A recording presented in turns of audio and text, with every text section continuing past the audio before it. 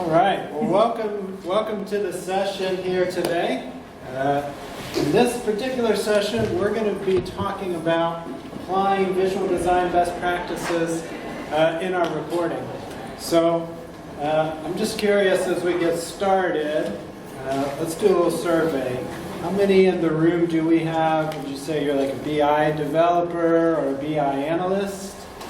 Okay, a couple of those. How about software engineers? Okay. Any data engineers in the room? Okay, a couple of those. If you didn't raise your hand, what's your role? Auditors. Auditors? Okay. Still work with plenty of data though? Yes. Yeah? Okay. Anybody else? We got everybody? Oh, cool. That's great. Okay, a good mix. But everybody's working with data, and we've got to design, whether we're producing one data visualization or 20 in a report, we've got to communicate that information very clearly. So if that's what you're looking to learn, you are in the right place today. And I'll just tell you, this is one of my favorite things to talk about. There's so much cool stuff, so much nerdy stuff in data that we could go on and on about all day long. But this one's my favorite because this is the part where we take all that scientific and technical knowledge from the data side and we pair that then together with the creative side where we actually get to think in terms of colors and design and pulling it all together and storytelling and all of that side. So both of those sides of the brain kind of come together. And so glad that you guys chose to come out and be a part of the community here in this event today. And grateful that all of these sponsors who have made this event possible today. So if you haven't already had a chance to go out and thank them personally, do take a minute to do that here this afternoon before we wrap up for the day. And just make sure that you thank them for helping to fund and sponsor this so that we could all be here together and enjoy this Friday together. So my name is Michael Hewitt. I'm a Christian husband and father of 3. I work for Hunt Brothers Pizza, where I pretty much wear every data hat in the company. We're based out of Nashville, just up the road. And so that's what I pretty much do every day. But outside of work, I also run a Power BI training course with a friend and colleague of mine named Mark. So we do all kinds of Power BI training, everything from wrangling up data to visualizing it and everything in between. I'm also one of the co-organizers of the Power BI user group in Nashville. So if you happen to be, do we have any Power BI folks in the room? Am I the only one? All right, very good. Well, if you happen to be interested in learning more about Power BI, Microsoft Fabric, anything in that Microsoft BI stack, we'd love to have you join us at the Power BI user group. We meet on the third Thursday of every month, and we do that virtually. So you can find us on Meetup and check those out. We have a wide variety of topics. But I'm originally a Cincinnati native, but been in Nashville for almost 20 years, so gotten to watch that city grow up. But that's just a little bit about me. And here's what we're going to cover today. So we're going to talk a little bit about what prerequisites do we have, what things need to be in place for us to end up with a good report design. We're going to talk then a little more specifically about how do we design charts, and how do we simplify our charts so we get rid of the stuff that doesn't communicate anything, so we can emphasize the elements of our charts and our graphs that do communicate something. We're going to actually get into just a little bit of brain science today. So if you came to a tech conference thinking, I'm not going to learn anything about the brain today, sorry, we actually are we're going to get into that a little bit, because understanding some of how our brains work helps us then to produce better designs. We'll kind of pull all that together then and look at some ways we can improve our report page layouts, talk a little bit about choosing colors, and then as well as we're thinking in terms of color, how do we make sure we make choices that are that are sensitive to folks who may be looking at what we produce, who may have some visual impairments. So we got a lot of ground to cover today, so let's get started. So I think really taking time to think ahead a little bit is one of the keys of coming up with a good design. So just like almost anything we're doing in our technical work, you want to take time to gather some good requirements. And even as you're gathering, your technical requirements when you're pulling together data, you want to think too in terms of well, what kind of charts am I going to need to produce out of this data? How are we going to visualize this? Who's going to be looking at this? And so the earlier you can start thinking in terms of that end product, the better. But you're definitely going to want to spend some time during your during your requirements gathering process to start thinking in terms of design. But also remember too that all of your design choices are kind of subjective. So there's no formula to follow that says this plus this always equals a really good design. It's going to depend on your audience. It's going to depend on who you're working with. But probably the biggest thing to remember is that we're communicating information and insight from our data. So if you take only one thing away from today's session, when it comes to report design, when it comes to producing good data visualization, it's all about communicating that information. So every choice that we make should always enhance the information. It should always make the insight, it should always make what that data is saying more clear. And if it doesn't make that data more clear, you may be able to eliminate that element from your report or from your chart. So one of the keys, I touched on it just a minute ago, is that as we're gathering our requirements, as we're preparing a new report or a new visualization, it is imperative that we know our audience. And this is important, obviously, for a number of reasons, because it's going to shape what kind of data we're presenting, how we're aggregating that data. But even from a visual perspective, who we present data to varies how we show that to them. Does that make sense? So for instance, if we are going to present our data to a bunch of folks from our finance team, they may prefer looking at data in tables of numbers or a matrix type visual, right?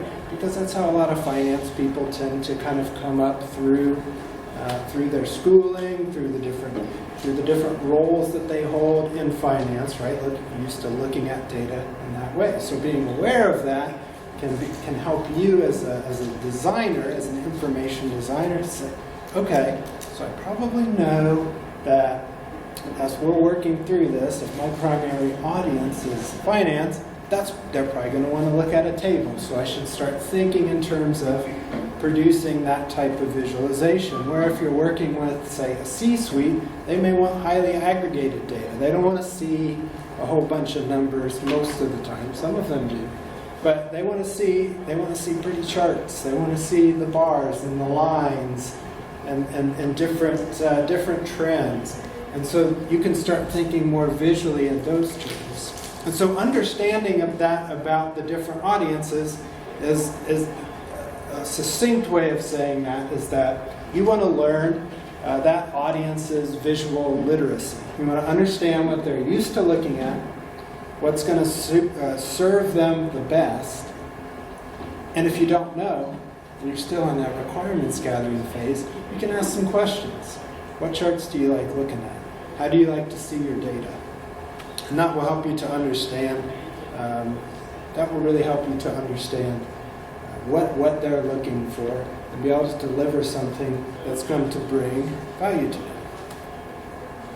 It may seem a little obvious, but if you're going to build a report or a data visualization, you also need to understand your data. So if there's holes in your data, if there's gaps in your data, if there is business logic in your data, all kinds of other stuff. It's really important to understand that, or at least be able to build up that relationship with somebody in your organization who does know that data really well, and who can help answer those questions for you about the data. Because we're probably going to have to transform our data in some way. We have to aggregate it. We're going to have to write some metrics and get it in the right structure to be able to report on it and visualize it. And so again, even if you're not the one who has to do all that work, you still need to make sure that it gets done. You can visualize on top of it.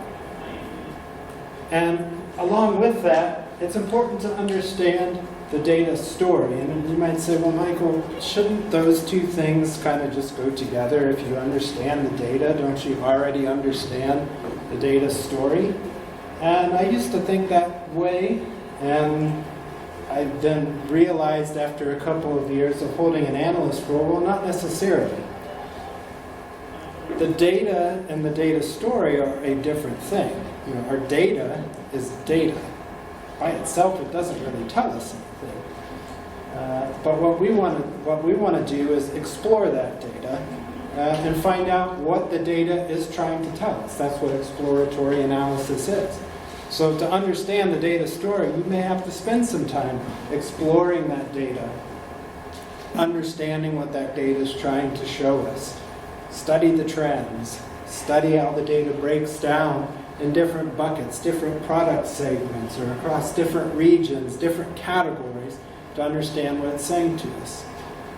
The data story may also come from doing interviews with your audience, with your users during requirements gathering. Sometimes, for instance, you may have some folks saying, hey, we've got our year-end sales conference coming up. We want to take some time and show the growth of our organization over the last 10 years. And so you're kind of being handed a story that you get to create with the data. But that helps direct you then to what elements of data that you need and kind of what kind of visuals you need to put together to show what that data is telling. So yes, you got to understand the data, but you also have to kind of understand, well, okay, what are we trying to communicate out of this data? Does that make sense? Everybody tracking along? Great. If this is an area you want to dive a little more deeply on, I'd recommend a book called Storytelling with Data. It's written by Cole Nussbaumer-Knaflic. Fantastic book, but she really deep dives on how to tell a data story and then produce good visualizations that communicate that story. So if you want to deep dive really around this, I'd highly recommend that book. Excellent book, and it's very very tool agnostic, so it doesn't matter what tool, what language, however you're visualizing data, it's very relevant for that. Excuse me. Yeah. What's her name? Yeah, the author's name is Cole Nussbaumer-Knaflic. So you spell her last name Knaflic.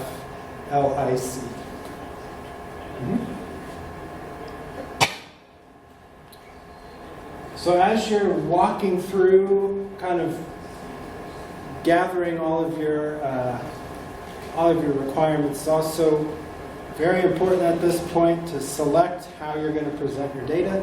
Is it going to be in a dashboard or an interactive report like a Tableau report or a Power BI report? Is it something static? Is this a one-off report that's going to get printed, handed out in a meeting?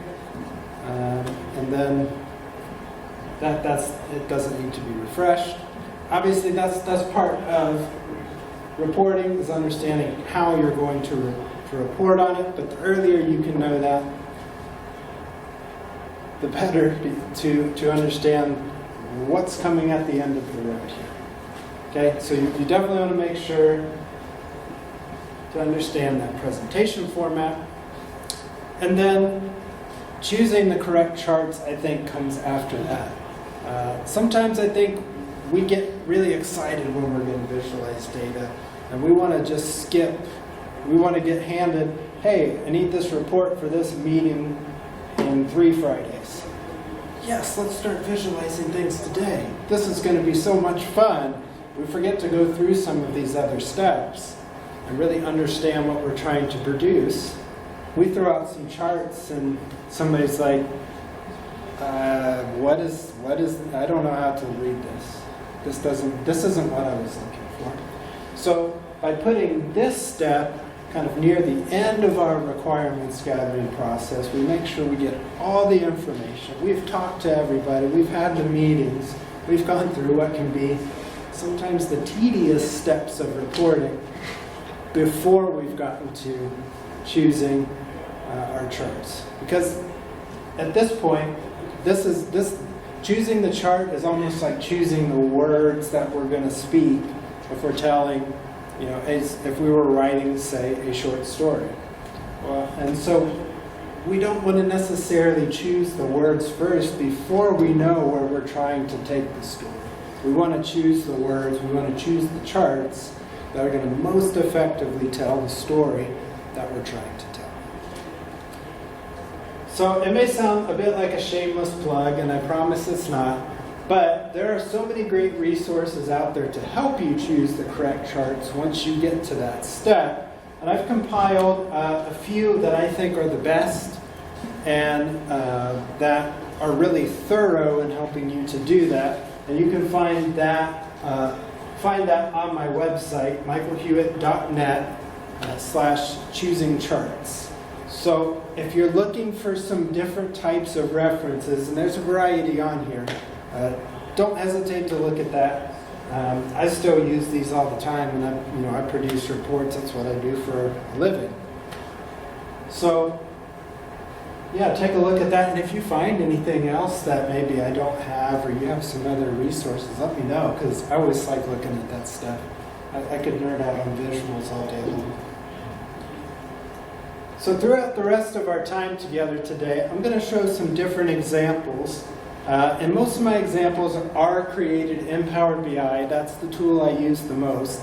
But all of the concepts that we're talking about, again, they will apply to any data visualization tool that you're using or any data visualization library. All the same concepts will apply. But the stuff you'll see on the screen is from Power BI. And in particular, I'm using a data set that is easily and readily available. It's called the NYC Green Taxi data set, and it's data on pickups and drop-offs of these green taxis across Upper Manhattan, the Bronx, Brooklyn, all throughout New York City. So that's the data that we'll be looking at today. And I've got some links to that data set too, if you're interested in looking at it yourself. Just let me know, and I'll get you that link.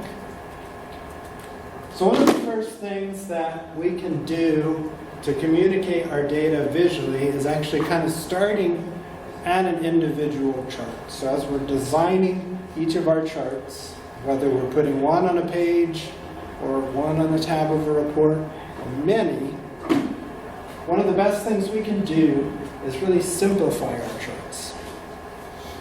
And we simplify our charts by eliminating noise. Some data visualization folks would call it chart junk. And we get rid of all that stuff that's just not necessary. So what exactly is that noise? What is that chart junk? Well, it's anything in a visualization, anything in a report or a dashboard that doesn't help tell the data story. So this can vary a little bit depending on the chart and depending on the context of the chart. So every time you design a new chart or every time you design a new report, it's really kind of a question that you're constantly asking throughout the design process. So more specifically, noise could be ambiguous or unclear titles. Probably don't want to completely remove those, but clear those up. Grid lines or any dividers on your report page, borders or boxes. a lack of white space, so trying to cram too much stuff on one page. Overcrowded data labels, just too much data even in general.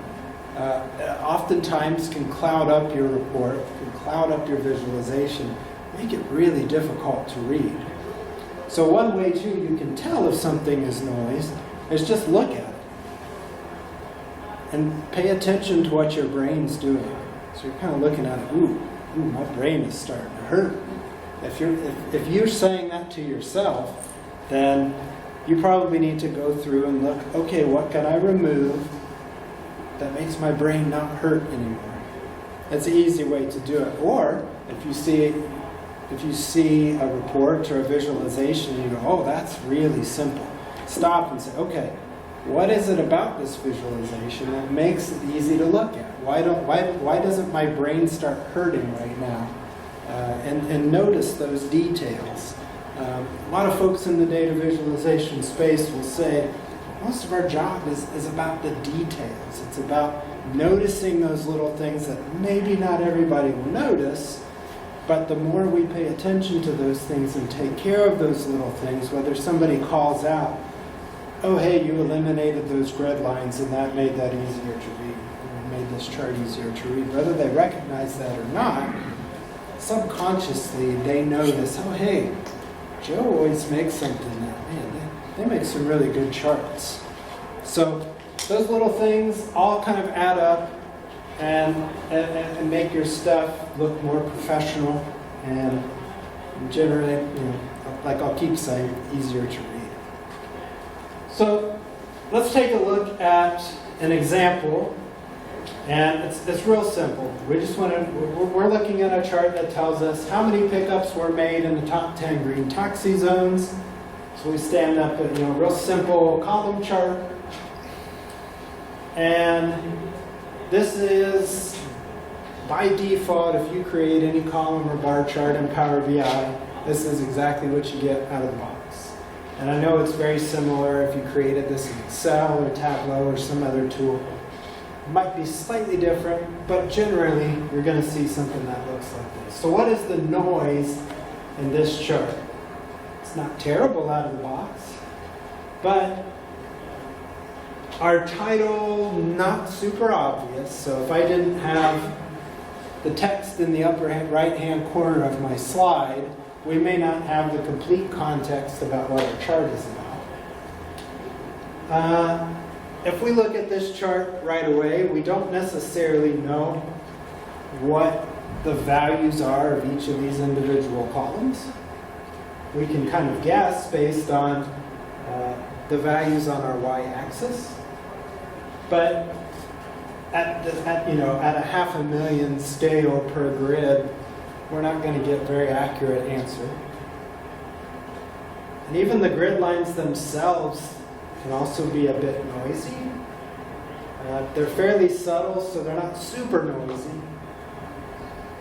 And in this case, you could say that the x-axis labels are a bit noisy here, but they're not super noisy, so we're not super concerned about them, but I still think we can clean them up. So then in this chart, I've done a little bit of work to clean it up. I got rid of the y-axis label and put some data labels above each of the bars. So what that has helped us to do is we got rid of our grid lines.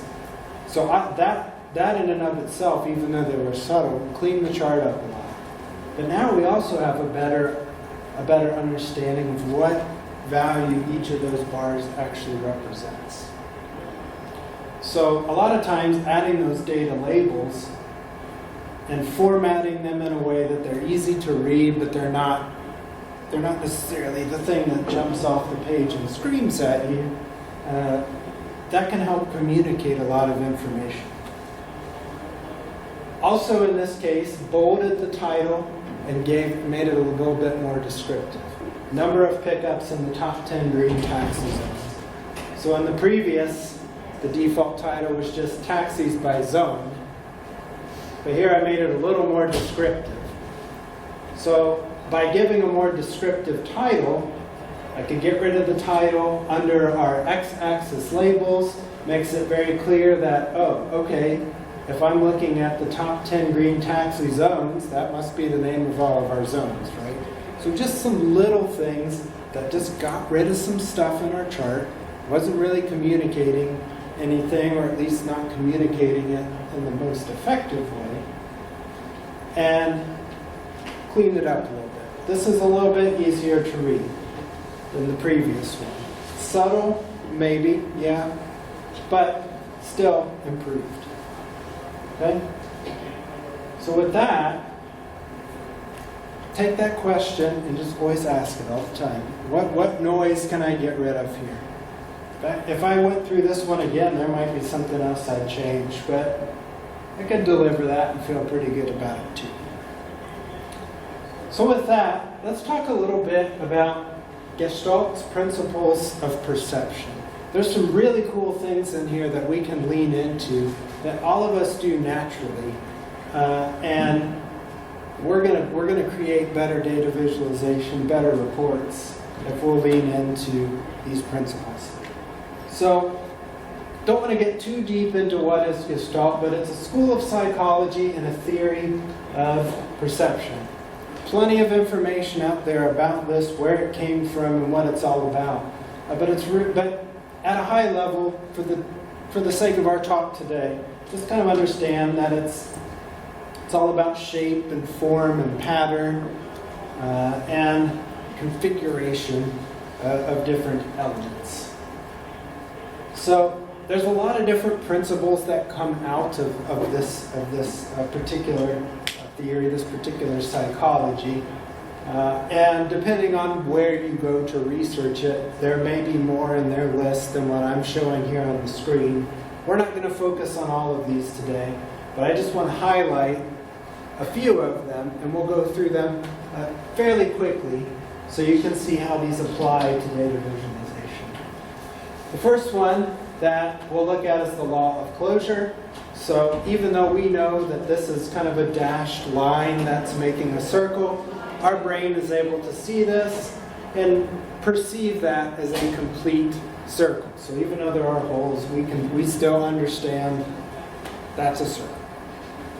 And where the law of closure kind of comes into action, when we see a chart like that, we kind of understand that there is a border, right, that basically makes up that whole chart, right? Does that make sense to everybody? If you see that, and then you put a border around it, it's like, oh yeah, okay, this makes sense in my mind. So where that applies is that we have a temptation a lot of times when we're producing charts to want to actually put that border on the chart. But we don't need to, because our brain knows it's there, just looking at this. It's like there is a kind of a natural box. So by adding that border, we're probably just adding noise. We don't need to do it. Our brain already recognizes it. In fact, what we do instead is we'll leave that border off and just leave some white space in between our charts. Give our brain a little breathing room, and we'll recognize that different charts are separate elements. And we'll only introduce that box if we're trying to group in information into individual places on a page or individual places on a report tab. When we look at this, we can quickly do the math and say, well, there's 16 dots on the screen. But because of the way that they're grouped together in the law of proximity, we actually see 4 groups of 4 dots as well. Again, white space and action there to group those together. Where that plays out is if we're working with the visual like a table visual, and a lot of times by default we see banded rows like this, where every other row is either lighter or darker in color. Not necessarily a bad thing. For some, it does make the data easier to read. But again, getting rid of that banding, I think it makes it easier to read. Adding a little extra white space between the lines, you still get the same effect. We know that there are individual rows in this table, and we don't have to have a line in between them or different colors on each row or different shades on each row to help distinguish them. So a lot of times, if I'm designing a table, I'll lean into this law of proximity and produce something like that. A little cleaner to read, a little easier to read. Certainly if there's other supporting charts with it, the table is less loud on the report page. So coming back to our 4 groups of 4 dots, we can then illustrate as well the law of common region. So put that box around us. Now our brain's going, oh, okay, I know there's 16 dots. There's 4 groups of 4 dots, but those 2 on the left, they got a box around them. Those 2 belong together, and they're separate from the 2 groups on the right. So we then can kind of lean back in and say, well, white space is very good, but sometimes, like I was just mentioning, we may want that border to come back, that closure to come back, to help say, hey, look at these 2 things, they go together, but even though they're kind of similar to the other ones, they're separate. Okay, does that make sense? We can do the same thing by using a filled box rather than just a border. So you can choose, you can accomplish the same effect in different ways. And where something like that comes into play, so you may have a trend chart like this, but you want to highlight a particular part of that chart. So you don't want people to lose the context by only showing, in this case, quarter 3 of the year, but you say, I want you to see everything, but let's really focus on that 3rd quarter, because there's something in here that the data is trying to show us. So we see stuff like that really, really common in this kind of chart, but it works great, and it's subtle, and it's not super noisy, but it does, your eye does naturally kind of go to Q3 because it sees something a little different. So that is the law of common region action. The law of similarity. So that's where, again, we see these 16 dots, but if I change some of them, in this case, change them from a green to a gray, we say, okay, those 3 gray ones, they're separate. So I'm highlighting some sort of different pattern. I'm showing something different here in the data, but the same concept works too with the shape.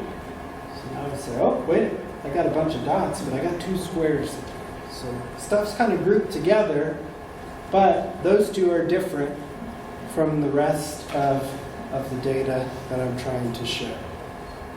This really plays out, kind of coming back to the column chart we were looking at earlier.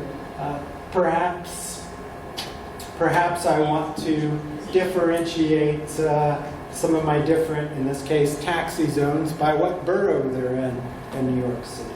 I can do that by grouping with different shades of color to show, really now I'm actually communicating an extra data point that I wasn't in the original chart we looked at a few slides ago. So you can kind of combine these different techniques to add a lot. I mean, this chart tells you several different things by simply just incorporating some different Gestalt principles. So lots of cool stuff you can do with that. But this is a way that we can see that law of similarity in action. Another way, very similar, is if we put all the different pick up and drop off locations, and we say, well, I want to show you the top 10, but I don't want you to lose context of what happens outside of the top 10 as well. So you could use that color then to highlight the top 10 columns and then de-emphasize the remaining columns. So you don't lose all the context, but you're your eye really then is drawn to those top 10 columns. And that is what gets emphasized. So that law of similarity, that's where that really comes into play. I think this is one of the strongest places to use it, is to emphasize and de-emphasize the information that we want our reader or our report consumer to take a look at. Law of connectedness. This one's pretty simple. If we look at those 4 dots, we pretty naturally gather, okay, these ought to connect from left to right, so we're going to go up, down, and up again. Right? Everybody looked at the 4 dots, and that's kind of what they imagined. Does that seem about right? So, again, the most natural place for that to happen is in a trend chart. It's where we naturally see that happen. But just wanted to show you kind of why that happens. So, if we look at the green dots, we get an idea of what the trend is, but we're not 100% sure since everything's the same color. What goes with what? We change the colors. Contrast is a little tough to see here. Still not sure what goes together. Our brain may have picked that up. But as we build a little bit more complex charts where there's more data points like this one, having that law of connectedness, we got to have it. So the law of continuity, or sometimes it's called the law of continuation, that's tough to say, so we'll stick with continuity. We kind of recognize there's 2 paths here. There's a straight line and then there's a curved line and it intersects, and even though it intersects and there's some holes in the lines, we recognize in general where each of those paths is going, and our brain is able to discern the 2 and kind of sort out what's happening with that. And where this comes into play and actually kind of takes us to the next section of the talk is we can really utilize that law as we lay out our different report pages. So most of the time when we're producing data visualizations, those visualizations are going in the context of other data, of annotations, of text. We're laying out some sort of report page. And we can use this law of continuity plus leaning into the way that we're taught how to do things in our culture where we read from top to bottom and from left to right. Right? That's pretty much how we do things here. So we're already inclined to look at something that way. So as we're designing a report page, let's lean into that.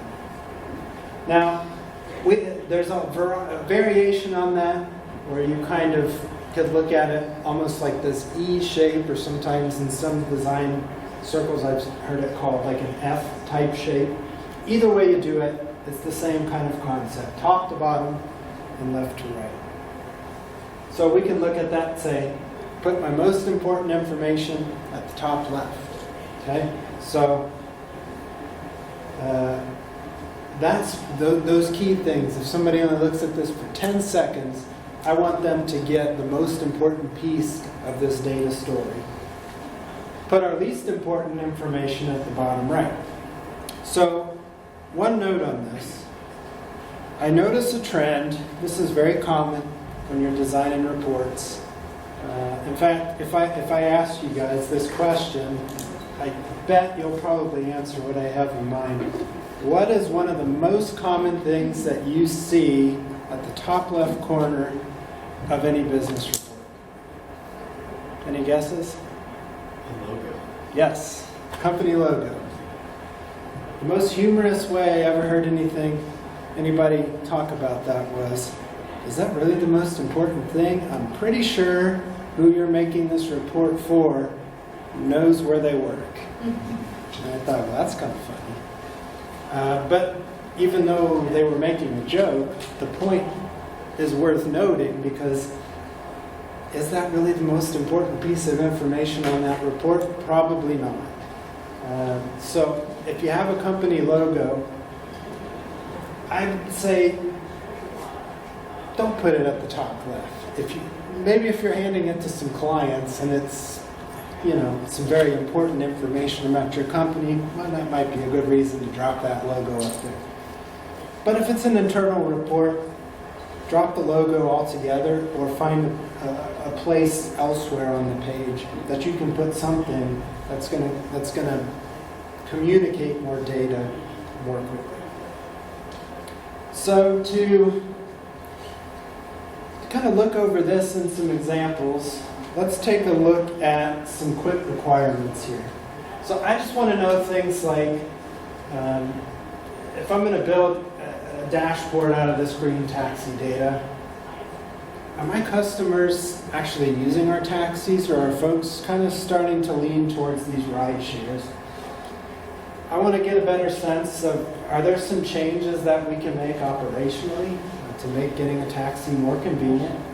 I want to look at some key metrics, right? That's KPIs are a pretty big deal when we're thinking data visualization. And so I want to have some of those and be able to look at data for previous month, previous year. My ride counts, how long were people riding in my taxi, how far did they go, stuff like that. Where are people getting picked up and dropped off? When are people looking to ride in taxis? Are they riding with other people? We know it's going to be a dashboard because we need interactivity. And we're just going to assume here, we're not going to go through actually choosing all the right charts. I've made those assumptions for us here. So just kind of run with me on that. We're more thinking about layout and producing a clean report. So if we take all of those things into account, typically we see a report that looks something like this, where we've got all the KPIs at the top of the page. It's a pretty good place for most of those, some big numbers, communicate that information really quickly. A lot of folks who are looking at a dashboard, that's the kind of stuff that they want to know. So that's not a terrible place for that information. And then have some supporting visualization underneath it. These charts do show us everything that's in those requirements. We won't pick it apart one by one.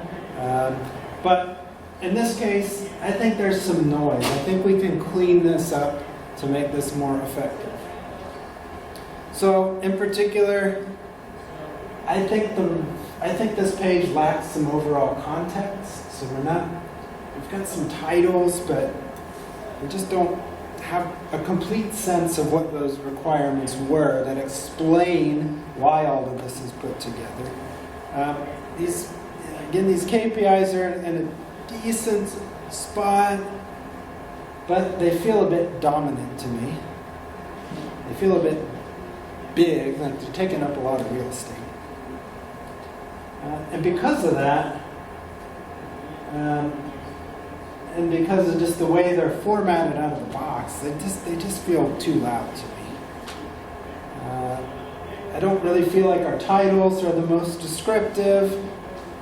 And so if I address those things and I move some stuff around, I've left a lot of real estate now for our KPIs by moving them to the left. So I'm kind of utilizing that E shape that we saw a couple slides ago here. Still got a lot of space, but I got rid of all the shading, I got rid of all the borders, and I put some more context around our report. It's already, is this cleaner to read now than the previous slide? Yeah, I'd agree. And I put a report page title on the top left. That's a really good practice. Put something up there that's descriptive, that helps if they click on that page or they pick up that sheet of paper, they know what they're looking at. That's a big one. I also like to put, in the case of a dashboard, you might notice that up in the upper right-hand corner, when was the data last refreshed? That's one of the number one questions I've gotten when delivering a dashboard. So make a little space for that. It's not the most key important, but it's at the top right, so it's still pretty important. So we move some things around. That helps a lot. Also included a few trend charts because I thought, well, there's a little white space there. That gives us a better sense of well, where are we at? What has the last period of time looked like? Where do these big numbers sit in context? So we're coming close to the end of our time, but color is all around us. So take a look at paintings, take a look at nature.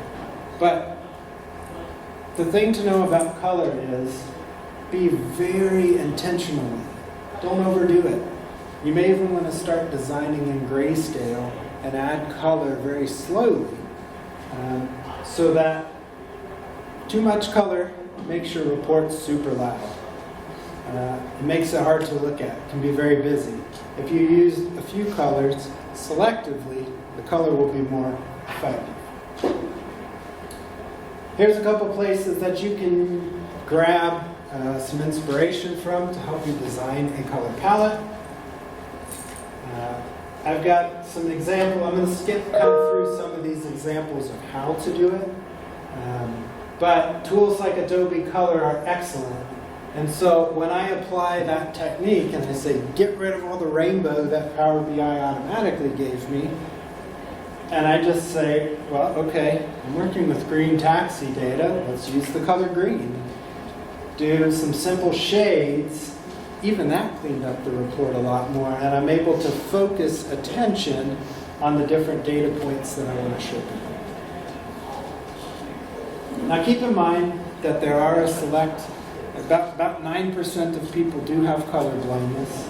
So you want to use a tool like the accessibility tools in Adobe Color or Coblis to help you check your data visualizations to make sure that they are still effective if somebody with a color blindness is looking at them. So you can actually simulate what they would see with different types of color blindness. Really handy tool, only takes a couple of minutes to run your viz through it. But do that. You may not always know who has color blindness, and so you want to be aware of it. And then bringing it all together, just keep in mind that different colors too can have a different effect on how you view it. Something like this, I'd deliver that. Nice gray background helps that data pop off the screen. But if we go to more of a dark mode, does that change the way that this report feels? Yeah, feel maybe a little heavier now because it's so dark? It could. Maybe not as much in this case, but be aware of that. If you go dark mode all the time, people might have a different emotional reaction to your color. Because color really, being such a creative thing, it can stir up different emotions. Different colors have different meanings too in different cultures.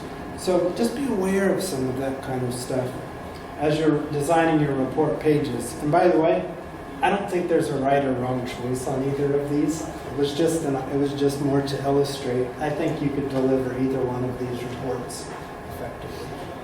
But with that, love to connect with you guys on any of the socials. This is where you can find me. I know there was some session evals handed out. Would really appreciate it if you take a moment and fill those out. That's really valuable to help me know if this was a good session or not. We're at time, so I'll be glad to take any sessions, kind of questions offline or out in the hall. But thank you all so much for coming. Have a great rest of your day and enjoy the summer.